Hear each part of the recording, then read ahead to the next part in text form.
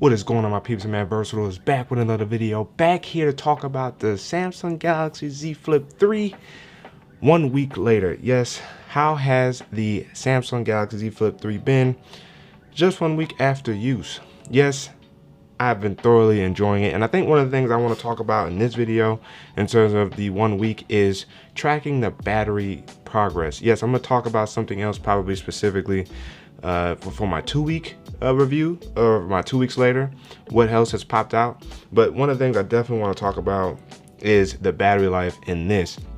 But we will emphasize some of the other things that we've, noticed, encountered, enjoyed, had a slight question about just 1 week after use. As you guys can see, this baby looking clean. Oh, it's just too clean, man. It's too clean. So fresh and so clean. Ooh.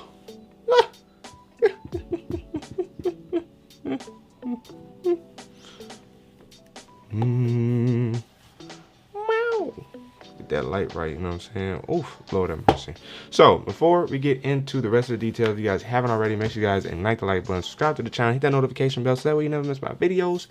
Then we can sit back, relax, see what's cracking. Now let me know down in the comment section below, what has your use case been with the Z Flip 3, or are you still contemplating getting it? Again, let me know down in the comment section below. Now, without further ado, let's get into the video. And one of the things that I continue to enjoy about the Z Flip 3 is the physical design. Yes, I have changed my wallpapers quite a few bit of times, but as you guys can see right there, being able to change my lock screen, or cover screen rather, to different,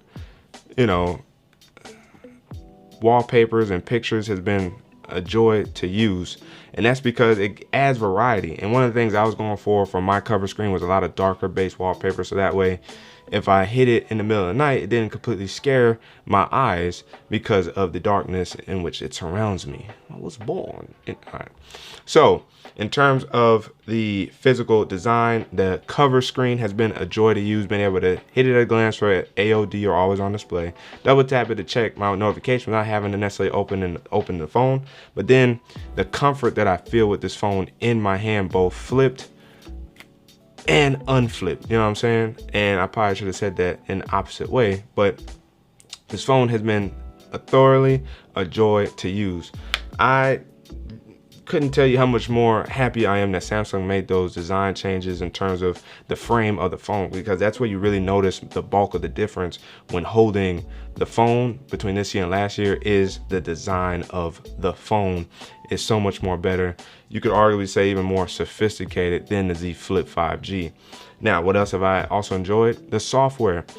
You don't really notice it because it is software, but you also notice the clean smoothness of the software. Take for instance Edge panel, one of the things I use quite frequently. I don't know if you do, but it's so nice being able to not see icons in there, to stay consistent with the theme I have for my phone. Yes, if I open it up and show you guys, I have no icons on my wallpaper or on my home screen, and when I swipe over, there's still no wallpapers there. So that's one of the things that I most definitely appreciate about the software from that perspective. And I like the fact that you can really reach a lot of things without complications, whether you just kind of use two hands anyway, or if you really had to use one hand.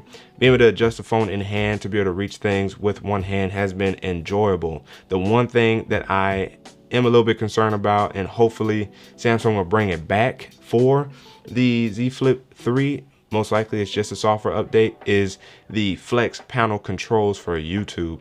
Yes, you can use it for Hulu and Netflix, I got a fly in here, and other features, other apps where you can do screenshot, tap it to access your notification panel and everything within the labs feature and settings. But it's missing the core fundamentals of being able to access media controls for YouTube of all apps. So hopefully Samsung will bring that back for the Samsung Galaxy Z Flip 3, or probably all the foldables in general that's running One UI 3.1.1. I really like that, or would like for them to do that. What else has caught my eye about this phone? The cameras are solid. I like the cameras both in terms of the selfie, when you open it, there's a selfie camera right there, as you guys can see, the little hole, you know, moving around, circling for face unlock.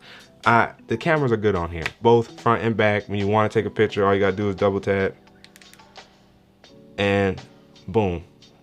You see, I can take a picture just like that. And then if I want to change the mode, tap the button. If I want to change the lens, I want to shoot pictures or videos, and then boom, just like that, press the power button and it goes away. So that's one of the things I haven't really quite noticed in terms of trying to shut it off, but the cameras have been much better and a step up from last year's Z Flip 5G. Now, one of the other things that I've noticed that I've enjoyed, would not have expected anything less, but is a little bit weird, is battery life. The Samsung Galaxy Z Flip 3 has very good battery life. Matter of fact, great battery life. And I don't even take advantage of a lot of the power saving tools or adaptive battery tools that I showed you guys in my battery improvements video for the Z Flip 3, and yet I can make it through a whole day. As you guys saw in previous videos I've done so far, I've showed you my battery over the course of 3 days, or over the course of basically 7 days or 5 days. And one of the things, well, 7 days, one of the things that I like is that standby time is great. Another thing I've also noticed is that I like the fact that it will last throughout the day regardless of use. As of right now, I think I took it off the charger like around 7:15 a.m. in the morning, and today, right now, I have 21% left. So you're looking at over 13 hours of use, and I still have 20% left. That's good. That's great battery life. Now, I didn't check my screen on time, but again, for the uptime time, do not judge a battery by screen on time, because any phone can have great screen on time if you just run the screen. You know, you won't get that much overall usage out of the phone, but most phones will be able to run screen on time 7, 8, 9 hours, but your phone will also die in about 9 to 11 hours. No problem, right? Shoot, I would even argue probably 8 to 10 hours. Your phone is dead if you have 7 to 8 hours of screen on time on your phone. So with this phone, to be able to still average between 3 hours and 5 hours of screen on time with a full day of use in the 20-hour segment category, or even the 24+ hour category. And if you can achieve 24 hours, that means you probably took it off the charger earlier in the day, like 5, 6, 7 p.m., 8 p.m. Use the phone, you know, standby time kicked in overnight, and you started using it the next day, and didn't have to put it back on the charger till like 5, 6, 7, 8 p.m. the next day. That's a solid battery. The Z Flip 3 has that in this phone. The only thing I say is weird about the battery though is the battery lasts great until you get to 10%. Once you hit 10%, grab a charger, because this sucker depletes like ain't no tomorrow. And don't even drop to like 5%, because arguably I would say at 5%, it'll hang around a little bit. Once it hits 4, it's over. I was on my phone at 2%. I closed it. It died. I was like, I still had 2% left. Now, to be fair, Samsung's devices in general kind of do that around 2%. Sometimes they'll just preserve the last 1% and just die at 2. I don't know why, but that will happen with a Samsung device from time to time, is that the device will die at 2%.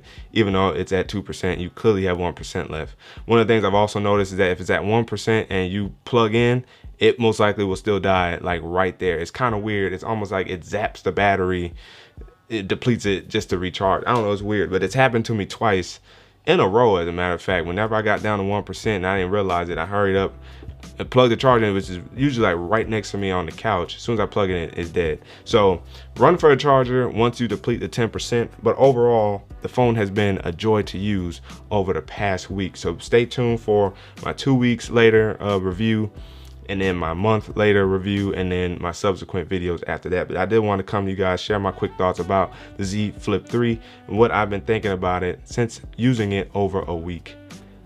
Let me know down in the comment section below if this has helped you with your purchasing decision or with your use of your Z Flip 3. And let me know if you've tried to take advantage of some of those battery techniques that I showed you guys in my video. But again, as always, if you guys haven't already, make sure you guys like the like button, subscribe to the channel, hit that notification bell so we never miss videos. And we can sit back, chillax, see what's cracking. With your man Verso signing out until the next video. Hello? Wait for